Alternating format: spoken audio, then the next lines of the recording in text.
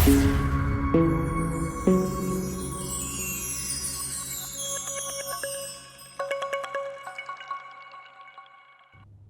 now going to spend some time looking at the innovation agenda. Macquarie Park is Australia's most innovative postcode. There are more intellectual property registrations here than anywhere else in the country. But does brand Macquarie Park live up to the incredible work which is going on here? And are we doing enough to nurture our own innovation ecosystem? Today we're very fortunate to be joined by Dr Phil Budden, Senior Lecturer at MIT Sloan School of Management in Boston and Diplomatic Advisor for the MIT Regional Entrepreneurship Acceleration Program. Dr Budden, thank you so much for joining us today. Let's get straight into it. What is an innovation precinct and why should business leaders care? Excellent question, Mark, and I'm delighted to be with you virtually today. Innovation is hugely important, and at MIT, we take an ecosystem perspective. We see innovation where it happens. We see innovation happening in geographically specific locations, whether it's ecosystems, clusters, or innovation districts. Brookings did some analysis on innovation districts, held up Kendall Square, including MIT as an iconic example. And this has been replicated around the world. And I know from my trip to Australia last year that innovation districts are often described as innovation precincts. We're all talking about the same sort of thing. And it is about creating these place-based centers and hubs of innovation. So what are the ingredients for a successful innovation ecosystem?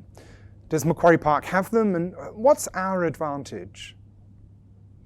That's a great question, and there's two major ingredients for the greatest innovation ecosystems in the world, and we teach about this through the REAP program, which Team Sydney has just been going through. First of all, there are sort of core capacities. There's a capacity for innovation, which is the idea of science and research and the infrastructure to be high tech, and then there's an entrepreneurial capacity. Are people in a position to be entrepreneurial? Do they aspire to that? And most importantly, can they bring the two capacities of innovation and entrepreneurship together? So we do a very systems level analysis to look at the capacities. But I'm equally interested on the other side of the ledger, which is about the people. It turns out in the world's great innovation districts and precincts, there's a certain number of stakeholders that come together, look beyond their narrow self-interest to more of an ecosystem perspective. And when they work together for collective action, then they have collective impact. And it's one of the great differentiators among the ecosystems around the world. Interesting. On that matter of collective impact, when people pull together, when a precinct pulls together, what outcomes do they see? Great question about the precincts. And each one will have a slightly different definition about what it's trying to achieve. And that is informed both by the capacities that they have. So for example, a precinct in downtown Lagos in Nigeria won't have the same capacities as Team Sydney has. And so we try to encourage people in MIT REAP to be realistic about the capacities they have, but also realistic about the stakeholders coming together.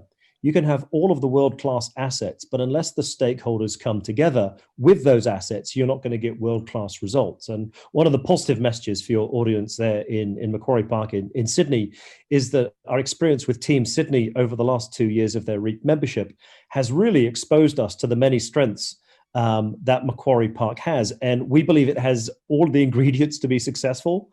And it's just a question of having the stakeholders come together in common cause to achieve that collective impact. Great insights. Thank you very much. You talked about business leaders coming together. A part of that process is having a conversation about getting started together. How important is that conversation and the role of collaborators coming together to make progress together? As a former diplomat, I think the collaboration is hugely important.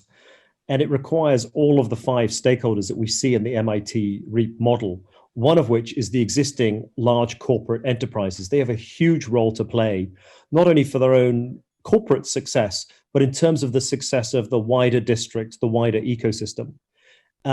And as a diplomat, I also realize that it's not always easy for them to have conversations with these upstart startups.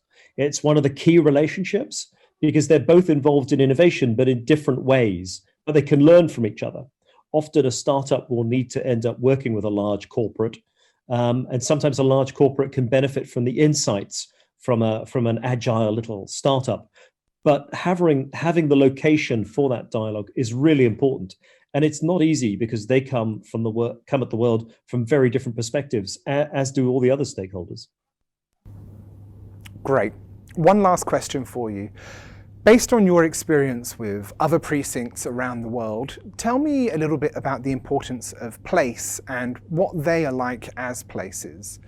For example, today we're talking about the Macquarie Park we're going to build in the future, how we'll get here, and the sort of exciting things that we'll do here together. Tell me a little bit more about planning and place in other innovative precincts around the world. It turns out, paradoxically, for innovation in the 21st century, that place still matters, despite various exciting books about the end of history and the death of distance. It turns out that place still matters. And I think that's proving to be the case despite the planet-wide pandemic that we're facing at the moment. The solutions to the pandemic are coming from innovation districts, not large fields. So they're coming from the places like Kendall Square and Oxford in Britain. And so I think place is going to really matter.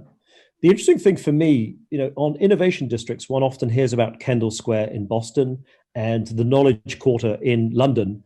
But the example I particularly like is the innovation district that's on the Olympic Park from London's 2012 Olympics, where they have managed to pull together, based on really good mobility and new accessibility that was put in place for the Olympics, they've actually been able to bring a park to life that has now become a real innovation cluster that rivals some of the other innovation clusters around London, such as the Knowledge Quarter and the Silicon Roundabout.